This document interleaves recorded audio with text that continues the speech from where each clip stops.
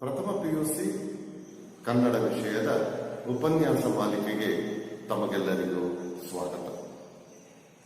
ಇಂದು ನಾವು ಗದ್ಯ ಭಾಗದ ಮೊದಲ ಗದ್ಯವಾಗಿರುವಂತಹ ಗಾಂಧಿ ಪಾಠದ ಬಗ್ಗೆ ಅಧ್ಯಯನ ಮಾಡೋಣ. ಗಾಂಧಿ ಎಂಬ ಈ ಕಥೆಯನ್ನ ಬರೆದಿರುವಂತಹ ಲೇಖಕರು ಡಾಕ್ಟರ್ ಬೆಸಗಳ್ಳಿ ರಾಮಣ್ಣನವರು.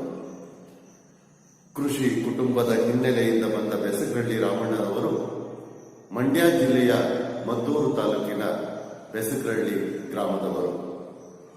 ವೈದ್ಯರಾಗಿದ್ದ ಇವರು ಬಂಡಾಯ ಸಾಹಿತ್ಯದ ಪ್ರಮುಖ ಲೇಖಕರು, ಚಿಂತಕರು. ಹಳ್ಳಿಯ ಬಡ ಜನರು ಮುಗ್ಧತೆ, ಅಸಹಾಯಕತೆ, ನೋವು, ನಲಿವುಗಳನ್ನು ತುಂಬಾ ಹತ್ತಿರದಿಂದ ನೋಡಿದವರು. ಜೀವನವನ್ನು ಬಲು ಪ್ರೀತಿಯಿಂದ ತಮ್ಮ ಕಥೆಗಳಲ್ಲಿ ಬೆಸಗಳ್ಳಿ ರಾಮಣ್ಣನವರು ಚಿತ್ರಿಸಿದ್ದಾರೆ. ಪ್ರಸ್ತುತ ಈ ಕಥೆಯನ್ನ ಕಣಜ ಎಂಬ ಕಥಾ ಸಂಕಲನದಿಂದ ಆಯ್ಕೆ ಮಾಡಿಕೊಳ್ಳಲಾಗಿದೆ. ಲೇಖಕರು ನೆಲದ ಒಡಲು, ಗರ್ಜನೆ, ನೆಲದ ಸಿರಿ, ಹರಕೆಯ ಹಣ, ಒಂದು ಹುಡುಗನಿಗೆ ಬಿದ್ದ ಕನಸು ಹಾಗೂ ಕೊಳಲು ಮತ್ತು ಖಡ್ಗ ಎಂಬ ಕಥಾ ಸಂಕಲನಗಳನ್ನು ಪ್ರಕಟಿಸಿದ್ದಾರೆ. ತೋಳಗಳ ನಡುವೆ ಎಂಬ ಕಿರು ಕಾದಂಬರಿಯನ್ನು ಕೂಡ ರಚಿಸಿದ್ದಾರೆ. ಗರ್ಜನೆ ಎಂಬ ಕಥಾ ಸಂಕಲನಕ್ಕೆ ಕರ್ನಾಟಕ ಸಾಹಿತ್ಯ ಅಕಾಡೆಮಿಯ ಬಹುಮಾನವೂ ಸಹ ದೊರೆತಿದೆ. ಪ್ರಸ್ತುತ ಕಣಜ ಕಥಾ ಸಂಕಲನದಿಂದಾದ ಗಾಂಧಿ ಎಂಬ ಕಥೆಯ ಬಗ್ಗೆ ಇವತ್ತು ಅಭ್ಯಾಸವನ್ನ ಮಾಡೋಣ. ಪ್ರಸ್ತುತ ಈ ಕಥೆಯನ್ನ ನಾವು ಗಮನಿಸುವುದಾದರೆ, ಬಡ ಕುಟುಂಬದ ರೋಗಿಷ್ಠ ಹುಡುಗನೊಬ್ಬನ ದಾರುಣ ಸ್ಥಿತಿಯ ಮೇಲೆ ಈ ಕಥೆಯು ಬೆಳಕು ಚೆಲ್ಲುತ್ತದೆ.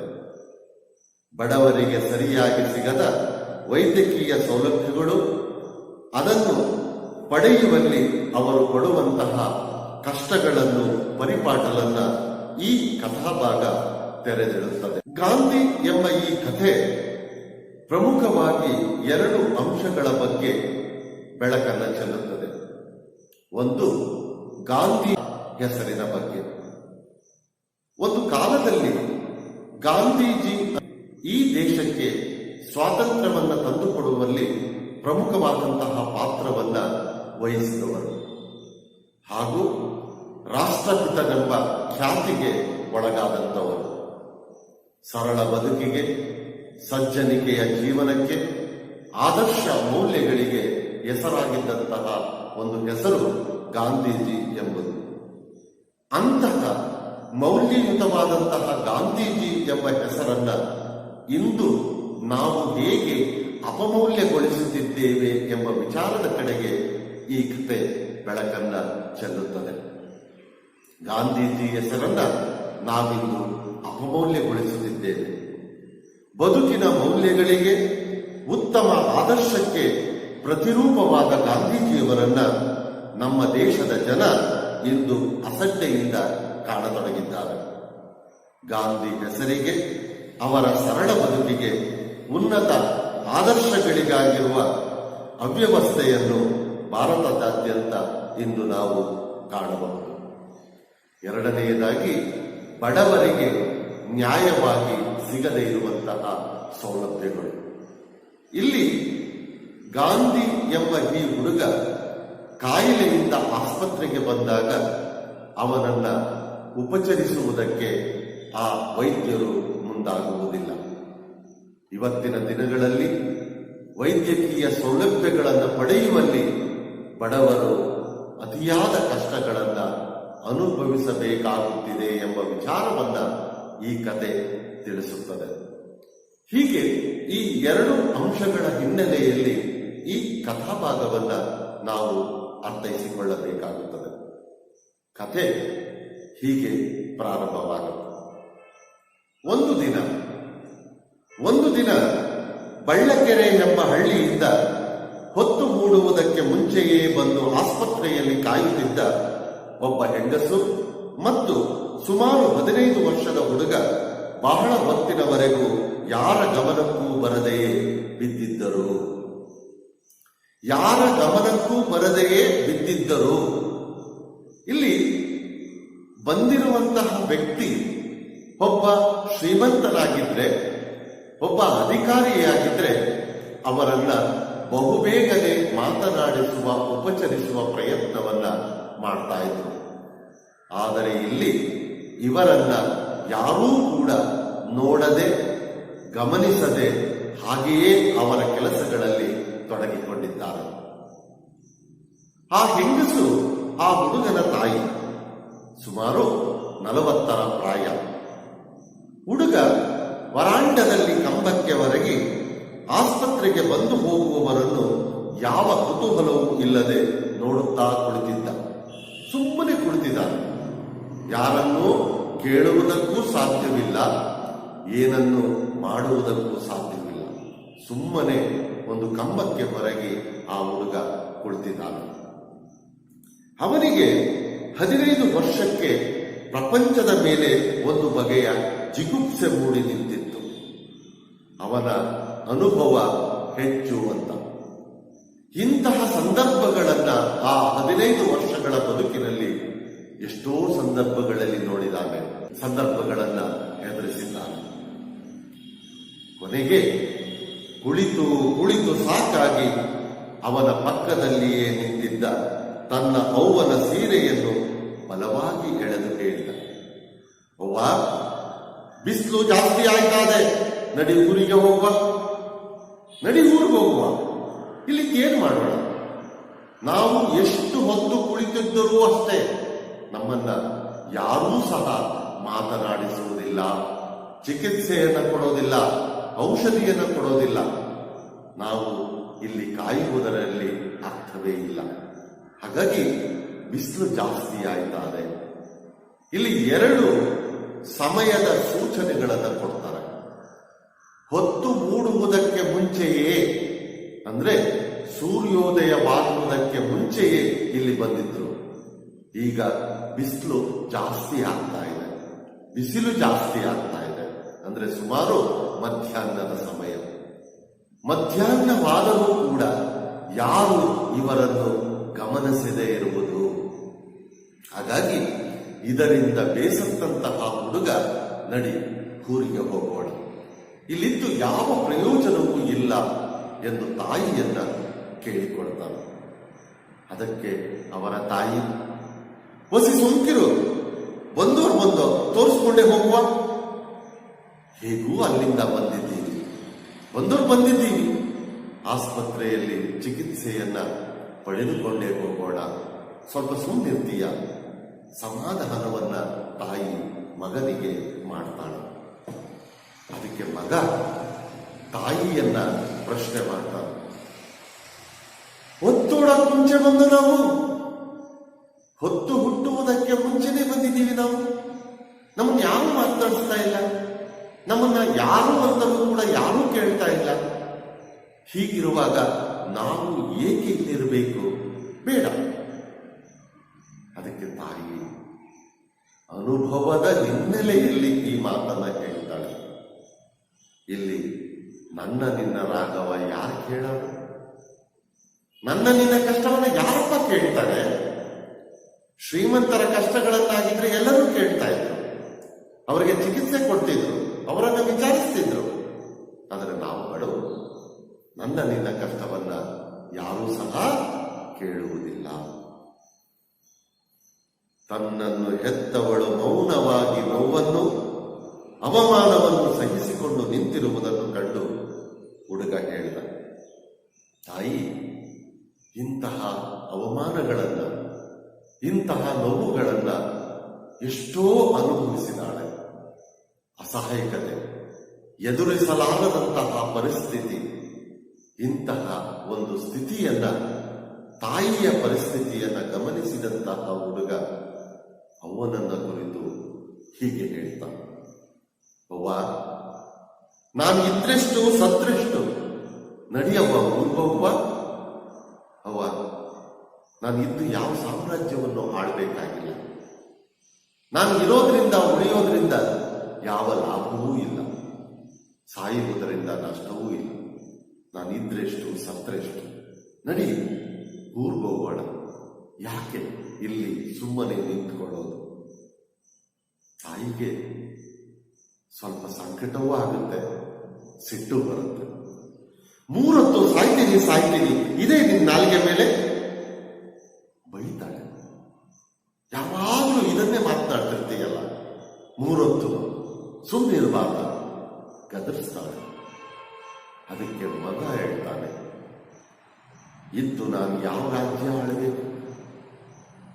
ನನ್ನನ್ನು ಬದುಕಿಸಿಕೊಳ್ಳುವುದಕ್ಕಾಗಿ ಇಷ್ಟೊಂದು ಕಷ್ಟವನ್ನು ಪಡ್ತಾ ಇದೆಯಲ್ಲ, ನಾನು ಯಾವ ರಾಜ್ಯ ಆಳಬೇಕು? ಯಾವ ಸಾಮ್ರಾಜ್ಯದ ಒಡೆಯನಾಗಬೇಕು? ನಾನು ಏನೂ ಇಲ್ಲವಲ್ಲ, ಯಾಕೆ ಇಷ್ಟು ಕಷ್ಟಪಡ್ತೇನೆ? ಹೀಗೆ ವಯಸ್ಸಿಗೆ ಮೀರಿದ ಅನುಭವದ ಮಾತುಗಳು ತನ್ನ ಮಗನ ಬಾಯಿಯಿಂದ ಬಂದದ್ದು ತಾಯಿಗೆ ಆಶ್ಚರ್ಯವಾಗಲಿಲ್ಲ.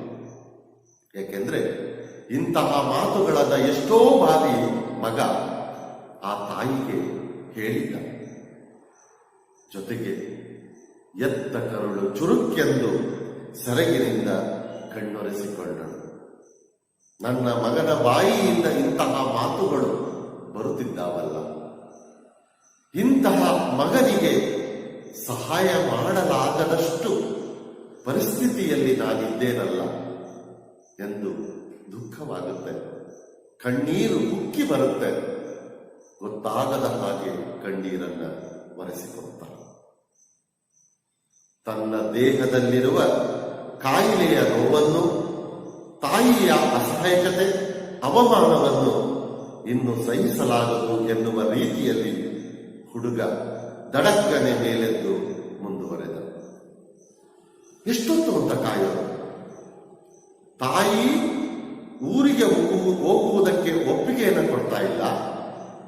ಇಲ್ಲೇ ಇರೋಣ ಅಂದ್ರೆ ಯಾರು ಇವರನ್ನ ಮಾತನಾಡಿಸ್ತಾ ಇಲ್ಲ. ಇಂತಹ ಸಂದರ್ಭದಲ್ಲಿ ಏನ್ ಮಾಡಬೇಕು? ಹುಡುಗನೇ ಒಂದು ತೀರ್ಮಾನಕ್ಕೆ ಬರ್ತಾನೆ. ದಡಕ್ಕನೆ ಮೇಲೆ ಇರ್ತಾನೆ, ದಿಢೀರನೆ ಮೇಲೆ ಇರ್ತಾನೆ. ಮೇಲೆದ್ದವನು ಎಲ್ಲಿಗೋ ಹೊರಡ್ತಾನೆ. ತಾಯಿಗೆ ಆಶ್ಚರ್ಯ. ತಾಯಿ ನೋಡ್ತಾಳೆ, ಕೇಳ್ತಾಳೆ, ಎಲ್ಗೋ ಮಗ? ಹುಡುಗ ದಿಟ್ಟತನದಲ್ಲಿ ಸ್ಪಷ್ಟವಾಗಿ ಹೇಳ್ತಾನೆ, ಡಾಕ್ಟರ್ ನೋಡೋಕೆ, ಡಾಕ್ಟರ್ನ ನೋಡೋದಿಕ್ಕೆ ಹೋಗ್ತಾ ಇದ್ದೇನೆ.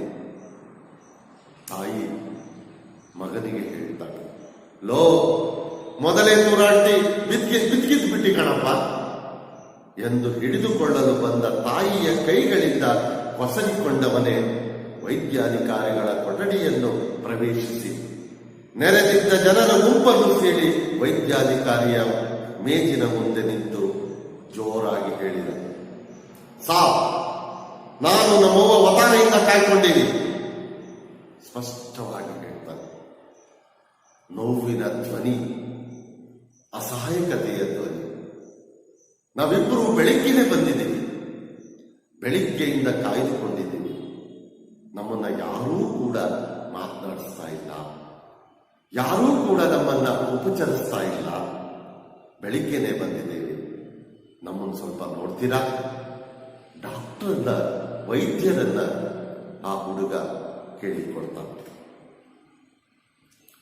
ಇಂತಹ ಧ್ವನಿ ಯಾವ ಕಡೆಯಿಂದ ಬರುತ್ತೋ ಆ ಕಡೆಗೆ ವೈದ್ಯ ಕತ್ತೆತ್ತಿ ನೋಡ್ತಾನೆ. ವೈದ್ಯಾಧಿಕಾರಿ ಕತ್ತೆತ್ತಿ ನೋಡಿದ. ಸುಮಾರು ಎತ್ತರದ, ನರಪೇತಲ, ಅಗಲ ಕಿವಿಗಳ, ಹೊಟ್ಟೆ ಡುಬ್ಬಣ್ಣನೊಬ್ಬ ತನ್ನ ಮುಂದೆ ಬಂದು ನಿಂತಿದ್ದಾನೆ. ಅವ್ಯಕ್ತ ನೋವಿನ ರೋಷ ಅವನ ಮುಖದ ಮೇಲೆ ನಿಂತಿದೆ. ಒಬ್ಬ ಹುಡುಗ ಬಂದು ನಿಂತಿದ್ದಾನೆ. ಡಾಕ್ಟರ್ ನೋಡ್ತಾ ಇದ್ದಾನೆ. ನರಪೇತಲ, ಸುಮಾರು ಎತ್ತರ ಇದ್ದಾನೆ, ಕಿವಿಗಳು ಅಗಲವಾಗಿದ್ದಾವೆ, ಹೊಟ್ಟೆ ಡುಬ್ಬಣ್ಣ, ಹೊಟ್ಟೆ ಊದ್ಕೊಂಡಿದೆ. ಅಂತಹ ಒಬ್ಬ ವ್ಯಕ್ತಿ ಜೊತೆಗೆ ಅವನ ಮುಖದಲ್ಲಿ ಅವ್ಯಕ್ತ ನೋವಿನ ರೋಷ, ವ್ಯಕ್ತಪಡಿಸಲಾಗದಂತಹ ಅಪಾರ ನೋವುಗಳನ್ನು ತುಂಬಿಕೊಂಡಿರುವಂತಹ ಮುಖದ ಛಾಯೆ. ಇಂತಹ ಸ್ಥಿತಿಯ ಹುಡುಗನನ್ನ ಆ ವೈದ್ಯ ನೋಡ್ತಾನೆ. ಏನೂ ಮಾತನಾಡ್ತಾ ಇಲ್ಲ ವೈದ್ಯ. ಹುಡುಗನೇ ಮತ್ತೆ ವೈದ್ಯರನ್ನು ಕುರಿತು ಹೀಗೆ ಹೇಳ್ತಾನೆ. ಹುಡುಗನೇ ಮತ್ತೆ ಹೇಳಿದ, ನನ್ನೊಸಿ ನೋಡಿ ಸಾ. ವೈದ್ಯಾಧಿಕಾರಿಗೆ ಈ ಅಪರೂಪದ ವ್ಯಕ್ತಿಯನ್ನು ಕಂಡು ಸ್ವಲ್ಪ ಕುಚೇಷ್ಟೆ ಮಾಡಬೇಕೆನಿಸಿ, ಈ ಸಮಾಜದ ಬಹುದೊಡ್ಡ ಒಂದು ದೋಷ ಅಂತ ಅಂದ್ರೆ, ಯಾರು ಯಾವ ಕೆಲಸಗಳನ್ನ ಸಮರ್ಪಕವಾಗಿ ಮಾಡಬೇಕೋ, ನಿಷ್ಠೆಯಿಂದ ಮಾಡಬೇಕೋ, ನಿಯತ್ತಿನಿಂದ ಮಾಡಬೇಕೋ, ಆ ಕೆಲಸಗಳನ್ನ ನಿಯತ್ತಿನಿಂದ ಮಾಡಿದಾಗ ಬಹುಶಃ ಯಾವ ಸಮಸ್ಯೆಗಳು ಕೂಡ ಉದ್ಭವವಾಗುವುದಿಲ್ಲ. ತಾನು ಮಾಡಬೇಕಾದ ಕೆಲಸವನ್ನ ಬಿಟ್ಟು ಮಾಡಬಾರದ ಕೆಲಸವನ್ನ ಮಾಡುವುದಕ್ಕೆ ಹೊರಟಾಗಲೇ ಸಮಾಜದಲ್ಲಿ ಅವ್ಯವಸ್ಥೆ ಸೃಷ್ಟಿಯಾಗುವುದು. ಇಲ್ಲಿ ಈ ವೈದ್ಯನ ಕೆಲಸ ಬಂದಿರುವಂತಹ ರೋಗಿಯನ್ನ ನೋಡುವುದು, ಕಾಯಿಲೆಯನ್ನ ಪತ್ತೆ ಹಚ್ಚುವುದು, ಅದಕ್ಕೆ ಬೇಕಾದ ಔಷಧಿಯನ್ನ ಕೊಡುವುದು. ಆದರೆ ಈ ವ್ಯಕ್ತಿ ಈ ಕೆಲಸವನ್ನ ಬಿಟ್ಟು ಕುಚೇಷ್ಟೆ ಮಾಡಬೇಕೆನಿಸಿ, ತಮಾಷೆ ಮಾಡಬೇಕು ಅಂತ ಅಂದುಕೊಂಡು ಅವನನ್ನೇ ದುಷ್ಟಿಸಿ ಹೇಳಿದ. ಹುಡುಗನನ್ನೇ ದುಷ್ಟಿ ಹಾಯಿಸಿ ವೈದ್ಯ ಹೀಗೆ ಹೇಳ್ತಾನೆ, ವಸಿ ಏನೋ ಚೆನ್ನಾಗಿ ನೋಡ್ದೆ, ನೀನು ಹೊಟ್ಟೆ ದಪ್ಪ, ಕೈ ಕಾಲು ಸಣ್ಣ, ಕಿವಿಗಳು ಮಾತ್ರ ಗಾಂಧಿ ಕಿವಿಗಳು ಇದ್ದಾಗಿವೆಯಪ್ಪ. ಗಾಂಧೀಜಿಯವರ ಕಿವಿಗಳು ಇದ್ದಾಗಿದ್ದಾವೆ, ಅಗಲವಾಗಿದ್ದಾವೆ. ಹೊಟ್ಟೆ ದಪ್ಪವಾಗಿದೆ, ಕಿವಿಗಳು ಅಗಲವಾಗಿದ್ದಾವೆ, ಕೈಕಾಲು ಸಣ್ಣವಾಗಿದೆ. ಇಂತಹ ಮಾತುಗಳಿಗೆ ಹುಡುಗ ಕಿವಿಗೊಡದೆ ವೈದ್ಯರ ಮುಂದೆ ಹೀಗೆ ಮಾಡ್ತಾನೆ. ಹುಡುಗ ತನ್ನ ಬಲಗೈಯನ್ನು ಮುಂದೆ ಚಾಚಿ, ನನಗೆ ಕಾಯಿಲೆ ಏನು ನೋಡಿಸ ಎಂದು ಬೇಡಿದ. ನಿಮ್ಮ ಮಾತುಗಳನ್ನು ಕೇಳಿಸಿಕೊಳ್ಳುವಂತಹ ಅವಶ್ಯಕತೆ ನನಗಿಲ್ಲ. ನನ್ನ ಕಾಯಿಲೆ ಏನು ಅಂತ ನೋಡಿ. ನಾನು ಇಲ್ಲಿಗೆ ಬಂದಿರುವುದು ಕಾಯಿಲೆಯಿಂದ. ನೀವು ನನ್ನ ಕಾಯಿಲೆ ಏನು ಅಂತ ನೋಡಿ. ಅದರ ಜೊತೆಗೆ ತಾಯಿಯೂ ಕೂಡ ವೈದ್ಯರನ್ನ ಹೀಗೆ ಬೇಡಿಕೊಳ್ತಾನೆ, ನಿಮ್ದಮ್ಮಯ್ಯ ಕೋಪ ಮಾಡಿಕೊಳ್ಳದೆ ನೋಡಿ ಸ್ವಾಮಿ, ಇವನೊಬ್ಬನೇ ನನಗೆ ಗಂಡು ಮಗ ಅಂತ ಇರೋನು. ಹೆಂಗಸಳೊಬ್ಬಳು ಗೋಗರೆದಳು, ಅದು ಅವಳ ತಾಯಿ. ಬಡವರು ತಮಗೆ ಸಿಗಬೇಕಾದಂತಹ, ನ್ಯಾಯವಾಗಿ ಸಿಗಬೇಕಾದಂತಹ ಸೌಲಭ್ಯಗಳನ್ನ ಪಡೆಯುವಲ್ಲಿಯೂ ಬೇಡಬೇಕಾದ, ಬೇಡಿ ಪಡೆದುಕೊಳ್ಳಬೇಕಾದಂತಹ ಪರಿಸ್ಥಿತಿ ಇದೆ ಅನ್ನುವುದನ್ನ ಲೇಖಕರು ಈ ಸಾಲುಗಳಲ್ಲಿ ವ್ಯಕ್ತಪಡಿಸುತ್ತಾರೆ. ತಾಯಿಯೂ ಕೂಡ ಆ ವೈದ್ಯರನ್ನ ಹೀಗೆ ಬೇಡಿಕೊಳ್ತಾರೆ.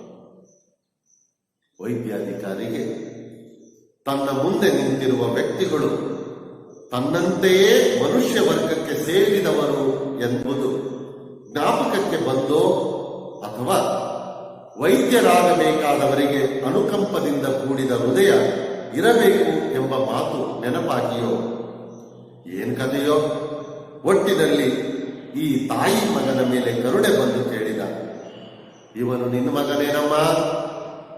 ಇವನು ನಿನ್ನ ಮಗನ? ಆಗ ಆ ತಾಯಿ, ಸ್ವಾಮಿ, ದೇವರಾಣೆಗೂ ಇವನು ನನ್ನ ಮಗನೇ. ಇವನ ಹೆಸರೇನಮ್ಮ? ಗಾಂಧಿ ಸ್ವಾಮಿ. ಏನಮ್ಮ ಹುಡುಗಾಟಕ್ತಾನೆ ಇವನ ಕಿವಿಗಳು ಗಾಂಧೀಜಿಗಿದ್ದಂತಿವೆ ಅಂದ್ರೆ ಇದನ್ನ ಸಾಕ್ಷಾತ್ ಗಾಂಧಿ ಅಂತ ತಿಳ್ಕೊಂಡ್ಬಿಟ್ರ. ಇಲ್ಲಿ ಈ ಹುಡುಗನ ಹೆಸರು ಗಾಂಧಿ ಅಂತ. ಇಲ್ಲಿ ಕಾಕತಾಳೀಯವಾಗಿ ಗಾಂಧೀಜಿಯವರ ಬಗ್ಗೆ ವೈದ್ಯ ಪ್ರಸ್ತಾಪ ಮಾಡಿದ. ಆದರೆ ಇಲ್ಲಿ ಆ ಹುಡುಗನ ಹೆಸರು ಕೂಡ ಗಾಂಧಿ ಅನ್ನೋದು. ಅದಕ್ಕೆ ಅವನು ಹೇಳ್ತಾನೆ ಪ್ರಸ್ತಾಪ, ಏನೋ ನಾನು ತಮಾಷೆಗೆ ಗಾಂಧೀಜಿಯವರಿಗೆ ಇದ್ದ ಹಾಗೆ ಕಿವಿಗಳಿದ್ದಾವೆ ಅಂತ ಅನ್ಕೊಂಡ್ರೆ ನೀವು ಗಾಂಧಿ ಅಂತ ಅನ್ಕೊಂಡ್ಬಿಟ್ರ? ಏನೋ ನಾನು ತಮಾಷೆಗೆ ಗಾಂಧೀಜಿಯವರಿಗೆ ಇಲ್ಲದ ಹಾಗೆ ಕಿವಿಗಳಿದ್ದಾವೆ. ಸುಳ್ಳು ಹೇಳಿದ್ರೆ ನನ್ನ ನಾಲ್ಗೆ ಹುಳ ಬೀಳು. ಗಾಂಧಿ ಅಂತಲೇ ಹೆಸರು, ನನ್ನ ನಾಳೆಗೂ ಇವನ ಹೆಸರು ಗಾಂಧಿ ಅಂತ. ಗಾಂಧಿ ಅನ್ನ ಹೆಸರು ಇವನದ್ದೇ ಎಂಬುದನ್ನ ಸಾಕ್ಷಿ ಸಹಿತವಾಗಿ ತಿಳಿಸುವ ಪ್ರಯತ್ನವನ್ನ, ನಂಬಿಸುವ ಪ್ರಯತ್ನವನ್ನ ಇಲ್ಲಿ ತಾಯಿ ಮಾಡ್ತಾ ಹೋಗ್ತಾರೆ. ಆ ಹುಡುಗನ ಹೆಸರು ಏನಾದರೂ ಅದು ವೈದ್ಯನಿಗೆ ಸಂಬಂಧಪಟ್ಟದ್ದಲ್ಲ. ವೈದ್ಯನಿಗೆ ಸಂಬಂಧಪಟ್ಟದ್ದು ಏನು? ಕಾಯಿಲೆಯನ್ನು ನೋಡುವುದು, ಪತ್ತೆ ಹಚ್ಚುವುದು, ಔಷಧಿಯನ್ನ ಕೊಡುವುದು. ಆ ಹುಡುಗನು ಹೇಳ್ತಾನೆ, ನನ್ನ ಹೆಸರು ದೇವು ಸತ್ಯವಾಗಲು ಸಹ ಮಹಾತ್ಮ ಗಾಂಧಿ ಅಂತ. ಹುಡುಗ ಧೈರ್ಯವಾಗಿ ದೃಢ ನಿಲುವಿನಿಂದ ನುಡಿದ. ಏನ್ ಮಾಡೋದು? ಗಾಂಧಿ ಅನ್ನುವಂತಹ ಹೆಸರಿನ ಬಗ್ಗೆ ತಲೆ ಕೆಡಿಸ್ಕೊಳ್ತಿದ್ದಾರೆ, ಅವಮಾನಿಸ್ತಾ ಇದ್ದಾರೆ. ಹುಡುಗನಿಗೆ ಕೊಡಬೇಕಾದಂತಹ ಸೌಲಭ್ಯಗಳನ್ನು ಕೊಡುವುದಕ್ಕೆ ಆ ವೈದ್ಯ ಮುಂದಾಗ್ತಾ ಇಲ್ಲ. ಯಾವಾಗ ಹುಡುಗನೂ ಕೂಡ ದೃಢವಾದಂತಹ ನಿಲುವಿನಿಂದ ವೈದ್ಯನ ಮುಂದೆ ಕೇಳಿಕೊಳ್ತಾನೋ ಆಗ ವೈದ್ಯಾಧಿಕಾರಿ ಬೆಪ್ಪಾಗಿ ಹೋದ. ಆಶ್ಚರ್ಯ ಆಗೋಯ್ತು. ಯಾಕೆಂದ್ರೆ ಅವನ ಜೀವನದಲ್ಲಿ ಅವನು ಯಾವತ್ತೂ ಕೂಡ ಗಾಂಧಿ ಅನ್ನೋ ಹೆಸರಿನ ಹುಡುಗನನ್ನ ನೋಡಿರಲಿಲ್ಲ. ಗಾಂಧಿ ಅಂತ ಹೆಸರನ್ನ ಇಟ್ಟುಕೊಂಡಂತಹ ವ್ಯಕ್ತಿಗಳನ್ನು ಕೂಡ ಅವನು ನೋಡಿರಲಿಲ್ಲ. ಅವನ ವೈದ್ಯಕೀಯ ಜೀವನದ ಈವರೆಗಿನ ಅವಧಿಯಲ್ಲಿ ಈ ರೀತಿಯ ಕಾಕತಾಳ ನ್ಯಾಯವನ್ನು ಅವನು ಕಂಡಿರಲಿಲ್ಲ. ಕಾಕತಾಳ ನ್ಯಾಯ ಅಂತ ಹೇಳಿದ್ರೆ ಲೋಕ ನ್ಯಾಯ ಅಂತ, ಅವನು ಹೇಳ್ದಂಗೆ ಹಾಕುವಂಥದ್ದು. ಎಲ್ಲೋ ಅನಿರೀಕ್ಷಿತವಾಗಿ ಅವನ ಗದ್ದಿದಾನಷ್ಟೇ, ಅದು ಅವನ ಹೆಸರು ಕೂಡ ಆಗಿದೆ. ಹೇಳಿದ ಮಾತು ಅಪರೂಪಕ್ಕೊಮ್ಮೆ ಹೀಗೆ ಸತ್ಯವಾಗಿರುವಂಥದ್ದು ವೈದ್ಯನಿಗೆ ಕೇಳಿಯೂ ಇರಲಿಲ್ಲ. ತನ್ನ ಜೀವಿತದಲ್ಲಿ ಒದಗಿ ಬಂದ ಈ ಘಟನೆ ತೀರಾ ಅಪರೂಪ ಎನಿಸಿ ಇದನ್ನು ತನ್ನ ಸಹೋದ್ಯೋಗಿಗಳೊಂದಿಗೆ ಪಾಲು ಮಾಡಿಕೊಳ್ಳಲು ಜವಾನರನ್ನು ಜೋರಾಗಿ ಕರೆದು ಹೇಳಿದ, ನೋಡೋ ನಾಯ್ಡು, ನರಸಿಂಹಮೂರ್ತಿ, ಸರಸಮ್ಮ ಇವರನ್ನು ಬೇಗನೆ ನಾನು ಬರ ಹೇಳಿದೆ ಅಂತ ಕೂಗಯ್ಯ. ಎಲ್ಲರೂ ಬಂದ್ರು. ಹೇಳಿದ ತಕ್ಷಣವೇ ನಾಯ್ಡುನೂ ಬಂದ, ನರಸಿಂಹಮೂರ್ತಿನೂ ಬಂದ, ಸರಸಮ್ಮನೂ ಕೂಡ ಬಂದ. ನರಸಮ್ಮ, ಸರಸಮ್ಮ. ವೈದ್ಯಾಧಿಕಾರಿ ಹೇಳಿದ್ದನ್ನು ಕೇಳಿ ಕಿಸಕ್ಕನೆ ನಕ್ಕು ಬಿಟ್ಟರು. ಗಾಂಧಿ ಅನ್ನುವ ಹೆಸರಿನ ಹುಡುಗ ಅಂತ ವೈದ್ಯ ಹೇಳಿದಾಗ ಅದನ್ನು ಕೇಳಿಸಿಕೊಂಡು ಅವರ ಸಿಬ್ಬಂದಿಯೂ ಕೂಡ ಅವಮಾನವಾಗುವಂತೆ ನಗ್ತಾರೆ. ಅದರಲ್ಲಿಯೂ ಈಗ ತಾನೇ ಕುಟುಂಬ ಯೋಜನೆಯ ವಿಸ್ತರಣಾಧಿಕಾರಿಯಾಗಿ ಕೆಲಸಕ್ಕೆ ಸೇರಿದ ನರಸಿಂಹಮೂರ್ತಿ ತಾನು ಇದನ್ನು ನಂಬುವುದಿಲ್ಲ ಎನ್ನುವಂತೆ ಕಿಸಕ್ಕನೆ ನಕ್ಕ. ವೈದ್ಯಾಧಿಕಾರಿಗೆ ಸ್ವಲ್ಪ ಕೋಪ ಕೆರಳಿ, ಬೇಕಾದ್ರೆ ಅವನ್ನೇ ಕೇಳ್ರಿ ಎಂದ. ಕೋಪ ಬಂತು. ನಾನು ಹೇಳ್ತಿರೋದು ಸುಳ್ಳಲ್ಲ. ಅಂದ್ರೆ ಇಲ್ಲಿ ಗಾಂಧಿ ಅನ್ನುವಂತಹ ಹೆಸರನ್ನ ಇವತ್ತಿನ ಸಂದರ್ಭದಲ್ಲಿ ಯಾರೂ ಕೂಡ ಇಟ್ಟುಕೊಳ್ಳುವುದಕ್ಕೆ ಸಾಧ್ಯವಿಲ್ಲ. ಇಂತಹ ಹೆಸರುಗಳನ್ನು ಯಾರೂ ಕೂಡ ಇಟ್ಟುಕೊಳ್ಳುವುದಿಲ್ಲ ಎಂಬ ನಂಬಿಕೆಯಿಂದ ಅವಮಾನವಾಗುವ ರೀತಿಯಲ್ಲಿ ಅವನು ನಗ್ತಾನೆ. ನರಸಿಂಹಮೂರ್ತಿ ವೈದ್ಯಾಧಿಕಾರಿಗಳ ಕುರ್ಚಿಯ ಮೇಲೆ ಗೋಡೆಗೆ ತೂಕು ಹಾಕಿರುವ ಫೋಟೋವೊಂದನ್ನು ತೋರಿಸಿ ಕೇಳಿದ, ಲೋ ಹುಡುಗ, ಆ ಫೋಟೋ ಯಾಕಯ್ಯ? ನೋಡಿ, ಸಂಬಂಧಪಡದೇ ಇರುವಂತಹ ಪ್ರಶ್ನೆಗಳು. ಇವೆಲ್ಲವನ್ನು ಅವನ ಕಾಯಿಲೆಗೆ ಚಿಕಿತ್ಸೆಯನ್ನು ಕೊಟ್ಟು ಮಾತನಾಡಬಹುದಿತ್ತು. ಕಾಯಿಲೆಗೆ ಚಿಕಿತ್ಸೆಯನ್ನು ಕೊಡದೆ ಇಷ್ಟೆಲ್ಲ ಮಾತನಾಡ್ತಾ ಇದ್ದಾರೆ. ಅದಕ್ಕೆ ಹುಡುಗ ಹೇಳ್ತಾನೆ, ಮಹಾತ್ಮ ಗಾಂಧಿಯವ್ರದ್ದು ಸಾ ಇದನ್ನ ಕಾಣನೆ, ಇದು ನನಗೆ ಗೊತ್ತಿಲ್ಲವೇ?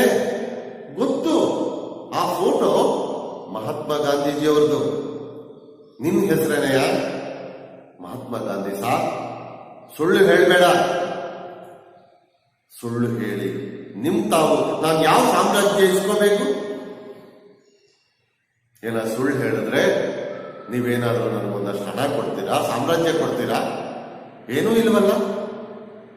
ನಿಮ್ಮಿಂದ ನನಗೇನೂ ಬರೋದಿಲ್ಲ ಅಂದಮೇಲೆ ನಾನು ಯಾಕೆ ನಿಮಗೆ ಸುಳ್ಳನ್ನ ಹೇಳಬೇಕು? ನಾನು ಸುಳ್ಳನ್ನ ಹೇಳ್ತಾ ಇಲ್ಲ, ಸತ್ಯವನ್ನೇ ಹೇಳ್ತಾ ಇದ್ದೀನಿ. ನನ್ನ ಹೆಸರು ಮಹಾತ್ಮ ಗಾಂಧೀಜಿ ಅಂತ. ಎಲ್ಲರೂ ನಾಲಿಗೆ ಸೇರಿ ಹೋದವರಂತೆ ನಿಂತುಬಿಟ್ಟು ತಟಸ್ಥರಾಗಿ ಸ್ತಬ್ಧರಾಗಿ ನಿಂತು ಬಿಡ್ತಾರೆ ಎಲ್ಲರೂ ಕೂಡ. ಮಹಾತ್ಮ ಗಾಂಧೀಜಿಯ ಫೋಟೋವನ್ನು ಒಮ್ಮೆ, ನಂತರ ರಕ್ತ ಮಾಂಸ ತುಂಬಿಕೊಂಡು ಉಸಿರಾಡುತ್ತಾ ನೋವನ್ನು ಅನುಭವಿಸುತ್ತಾ ನೆಲದ ಮೇಲೆ ತಮ್ಮ ಕಣ್ಣೆದುರಿಗೆ ನಿಂತಿರುವ ಮಹಾತ್ಮ ಗಾಂಧಿಯ ಕಡೆಗೊಮ್ಮೆ ದೃಷ್ಟಿಯನ್ನು ಬೀರುತ್ತಾ ನಿಂತರು. ಒಂದ್ಸಾರಿ ಫೋಟೋ, ಒಂದ್ಸಾರಿ ಗಾಂಧೀಜಿ, ಒಂದ್ಸಾರಿ ಹುಡುಗ. ಆ ಕಡೆಗೊಮ್ಮೆ ಈ ಕಡೆಗೊಮ್ಮೆ ನೋಡ್ತಾ ಏನೂ ಮಾತನಾಡದೆ ಸ್ತಬ್ಧರಾಗಿ ನಿಂತು ಬಿಡ್ತಾರೆ. ವೈದ್ಯಾಧಿಕಾರಿ ಮತ್ತು ಅವನ ಬಳಗ ಜಗತ್ತಿನ ಮೇಲೆ ತೀರ ಸೋಜಿಗದ ವಿಷಯವನ್ನು ಕಂಡವರಂತೆ ನಿಂತುದನ್ನು ಕಂಡು ಮಹಾತ್ಮ ಗಾಂಧಿಗೆ ಬೇಸರವಾಯಿತು. ಅಂದ್ಕೊಳ್ತಾರೆ, ನಾನು ಮಹಾತ್ಮ ಗಾಂಧೀಜಿ ಅಂತ ಹೆಸರನ್ನ ಇಟ್ಕೊಂಡಿದ್ದು ತಪ್ಪಾಯ್ತ? ಯಾಕೆ ನನ್ನ ಹೆಸರಿನ ಬಗ್ಗೆ ಇಷ್ಟೊಂದು ಯೋಚನೆಯನ್ನ ಮಾಡ್ತಾರೆ, ಇಷ್ಟೊಂದು ಅಪಹಾಸ್ಯವನ್ನ ಮಾಡ್ತಾರೆ? ಅವರ ಬಗ್ಗೆ ಬೇಸರ ಉಂಟಾಗುತ್ತೆ ಈ ಹುಡುಗನಿಗೆ. ಈ ಬೇಸರದಲ್ಲಿಯೇ ವೈದ್ಯರನ್ನ ಕೇಳಿಕೊಳ್ತಾನೆ, ನನ್ನ ಕಾಯಿಲೆ ನೋಡಿ ಸರ್, ನಾನು ಹಣೆ ಬರಹ ಎಂದ. ಮಹಾತ್ಮ ಗಾಂಧೀಜಿ ಎನ್ನುವಂತಹ ಹೆಸರನ್ನ ಇಟ್ಕೊಂಡಿರೋದೇ ನನ್ನ ತಪ್ಪಾಗಿರುವಾಗ ನೀವೇನ್ ಮಾಡಕ? ಮಹಾತ್ಮ ಗಾಂಧೀಜಿ ಅನ್ನುವಂತಹ ಹೆಸರನ್ನ ಇಟ್ಟುಕೊಂಡಿರುವುದು ತಪ್ಪ? ಏನೋ ನನ್ನ ಕರ್ಮ, ನನ್ನ ಹಣೆ ಬರಹ. ಮೊದಲು ನನ್ನ ಕಾಯಿಲೆ ಏನು ಅಂತ ನೋಡಿ. ವೈದ್ಯ ಈಗಲೂ ಸಹ ಅವನ ಕಾಯಿಲೆಯನ್ನು ನೋಡದೆ ಮತ್ತು ಬೇರೆ ಬೇರೆ ರೀತಿಯ ಪ್ರಶ್ನೆಗಳನ್ನು ಮಾಡುವುದಕ್ಕೆ ಮುಂದಾಗ್ತಾನೆ. ನಿನಗೆ ಈ ಹೆಸರು ಯಾರು ಕಟ್ತವರು? ಯಾರು ನಿನಗೆ ಈ ಹೆಸರನ್ನ ಇಟ್ಟಿದ್ದರು? ಆಗ ಹುಡುಗ ಹೇಳ್ತಾನೆ, ನಮ್ಮ ಅಯ್ಯ ಕರಿಸಿದ್ದೇಗೌಡ ಅಂತ ಅವನೇ ಇಟ್ಟಿದ್ದು. ನಮ್ಮ ತಾತ ಅವನು, ನಮ್ಮ ತಾತ ಕರಿಸಿದ್ದೇಗೌಡ ನನಗೆ ಈ ಹೆಸರನ್ನು ಇಟ್ಟಿದ್ದು. ವೈದ್ಯಾಧಿಕಾರಿ ಮಿಡ್ವೈಫ್ ಅಮ್ಮನವರನ್ನು ಕರೆದು ಗಾಂಧಿಯನ್ನು ಪರೀಕ್ಷೆಯ ಕೊಠಡಿಗೆ ಕರೆದುಕೊಂಡು ಹೋಗಿ ಮಲಗಿಸುವಂತೆ ಹೇಳಿದರು. ಇಷ್ಟೆಲ್ಲ ಆದ ಮೇಲೆ ಹೋಗಮ್ಮ, ಆ ನರ್ಸ್ಗೆ ಹೇಳ್ತಾನೆ, ಹೋಗು ಆ ಪರೀಕ್ಷಾ ಕೊಠಡಿಯಲ್ಲಿ ಇವನನ್ನ ಮಲಗಿಸುವ. ಅವಳು ಹಾಗೆಯೇ ಮಾಡಿದಳು. ನಾಲಿಗೆ, ಕಣ್ಣು, ಗಂಟಲು ನೋಡಿದ ಮೇಲೆ ಹೃದಯ ಶ್ವಾಸಕೋಶಗಳ ಪರೀಕ್ಷೆ ಮುಗಿಸಿ ಹೊಟ್ಟೆಯನ್ನು ಪರೀಕ್ಷೆ ಮಾಡಿದ ವೈದ್ಯಾಧಿಕಾರಿ ಗಾಂಧಿಯ ತಾಯಿಯ ಕಡೆ ತಿರುಗಿ, ನಿನ್ನ ಹೆಸರೇನಮ್ಮ ಎಂದರು. ನಿನ್ನ ಹೆಸರೇನು? ಎಲ್ಲ ರೀತಿಯ ಪರೀಕ್ಷೆಗಳನ್ನು ಮಾಡಿ ಮುಗಿಸ್ತಾರೆ. ನಾಲಿಗೆ, ಕಣ್ಣು, ಗಂಟಲು, ಎಲ್ಲ ರೀತಿಯ ಪರೀಕ್ಷೆ, ಹೃದಯ ಶ್ವಾಸಕೋಶಗಳ ಪರೀಕ್ಷೆ, ಇವೆಲ್ಲವನ್ನು ಮುಗಿಸಿ ಆದ ಮೇಲೆ ತಾಯಿಯನ್ನು ಕುರಿತು ವೈದ್ಯರು ಹೀಗೆ ಹೇಳ್ತಾರೆ, ನಿನ್ನ ಹೆಸರೇನು? ನಿಂಗಮ್ಮ ಸುಳ್ಳು. ನೋಡಮ್ಮ, ನಿಮ್ಮ ಹುಡುಗನಿಗೆ ಹೊಟ್ಟೆಯಲ್ಲಿ ನೀರು ಸೇರಿಕೊಂಡಿದೆ, ಜೊತೆಗೆ ಕಾಲುಗಳು ಊದ್ಕೊಂಡಿವೆ.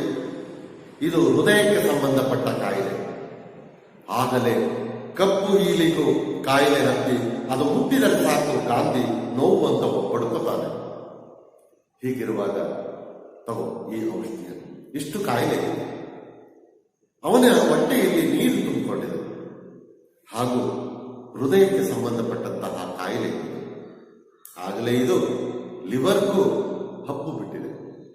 ಹಾಗಾಗಿ ಅವನು ಮುಟ್ಟಿದ್ರೆ ಹೊಟ್ಟೆ ನೋವು ಅಂತ ಕಿರಿಸ್ತಾ ಇರೋದು. ಆ ತಾಯಿಗೆ ಏನೋ ಅರ್ಥವಾಗಲಿಲ್ಲ. ಏನೋ ಸ್ವಾಮಿ, ನಿಮ್ಮ ಎಕ್ಕಡ 3 ಮೈಲಿ ನಡಿಬೇಕಾದ್ರೆ 30 ತಾವು ಕೂತ್ಕೊಂಡು ತೆಗೆದುಕೊಂಡು ಬಂದ. ನಾವು ನಡ್ಕೊಂಡೇ ಬಂದಿರೋದು. 3 ಮೈಲಿ ನಡೆಯೋದಿಕ್ಕೆ 30 ಜಾಗದಲ್ಲಿ ಕುಳಿತುಕೊಂಡಿದ್ದಾನೆ. ತುಂಬಾ ಕಷ್ಟಪಟ್ಟುಕೊಂಡು ಬಂದಿದ್ದಾನೆ. ಹೇಗಾದ್ರೂ ಮಾಡಿ ಉಳಿಸ್ಕೊಡಿ, ನಾಳಾಕೆ ನಮ್ಮಪ್ಪನ ಕರ್ಕೊಂಡು ಬರ್ತೀನಿ. ತಂದೆ ಇಲ್ಲ ನಮ್ಮಲ್ಲಿ, ಇವನಿಗೆ ಅಪ್ಪ ಇಲ್ಲ. ನಮ್ಮಪ್ಪನ ಕರ್ಕೊಂಡು ಬರ್ತೀನಿ, ಇವನು ತಾತನಲ್ಲ. ಹೇಗಾದ್ರೂ ಮಾಡಿ ಇವನನ್ನ ಉಳಿಸ್ಕೊಡಿ ಸ್ವಾಮಿ. ನಿನ್ನ ಗಂಡನಿಗೆ ಏನಾಗಿ ಸತ್ತೋದ ಸ್ವಾಮಿ? ಸೇಂದಿ ಇಳಿಸೋಕೆ ಸಾವುಕರ್ತಾವಿದ್ರು, ಎಂಡ ಇಳಿಸುವ ಕೆಲಸ ಸಾವುಕರ್ತಾವಿದ್ರು. ಒಂದು ದಿನ ಮರದ ಮೇಲಿಂದ ಬಿದ್ದು ಪಕ್ಕನೆ ಪಾಡ ಬಿಟ್ಬಿಟ್ಟು, ಸೇಂದಿ ಇಳಿಸುವ ಸಂದರ್ಭದಲ್ಲಿ ಮರದ ಮೇಲಿಂದ ಬಿದ್ದು ಸತ್ತು ಹೋದ್ರು. ಆಗ ವೈದ್ಯ, ಅಯ್ಯೋ ಪಾಪ, ನೋಡಮ್ಮ, ನಿಮ್ಮ ಹುಡುಗನಿಗೆ ಎಕ್ಸ್ರೇ ಹಾಕಬೇಕು, ಹೃದಯದ ಪರೀಕ್ಷೆ ಮಾಡಬೇಕು, ರಕ್ತ ಮೂತ್ರ ಪರೀಕ್ಷೆ ಮಾಡಬೇಕು. ಇಲ್ಲಾಗೋ ವಿಷಯವಲ್ಲ ಇದು. ಇವನ್ನ ಡಿಸ್ಟ್ರಿಕ್ಟ್ ಆಸ್ಪತ್ರೆಗೆ ಸೇರಿಸಬೇಕು. ಇನ್ನು ಹೆಚ್ಚಿನ ಚಿಕಿತ್ಸೆಯನ್ನ ಮಾಡಬೇಕಾಗಿರೋದ್ರಿಂದ ನಮ್ಮಲ್ಲಿ ಎಕ್ಸ್ರೇ ಸೌಲಭ್ಯ ಇಲ್ಲ, ರಕ್ತ ಮೂತ್ರಗಳ ಪರೀಕ್ಷೆಯನ್ನೂ ಕೂಡ ನಮ್ಮಲ್ಲಿ ಮಾಡಲಿಕ್ಕೆ ಸಾಧ್ಯ ಆಗೋದಿಲ್ಲ. ಹೀಗಿರುವಾಗ ನೀವು ಇವನನ್ನ ಜಿಲ್ಲೆಯ ಆಸ್ಪತ್ರೆಗೆ ಸೇರಿಸಬೇಕು ಎಂದು ತೀರ್ಮಾನವನ್ನ ವೈದ್ಯ ತಿಳಿಸ್ತಾನೆ. ತನ್ನ ಕೈಲಾಗುವುದಿಲ್ಲ, ಮುಂದಕ್ಕೆ ಹೋಗಬೇಕು, ಮುಂದಿನ ಆಸ್ಪತ್ರೆಯನ್ನು ಸೇರಬೇಕು ಎಂಬ ವಿಚಾರವನ್ನ ಇಲ್ಲಿ ತಾಯಿಗೆ ವೈದ್ಯ ಹೇಳ್ತಾನೆ.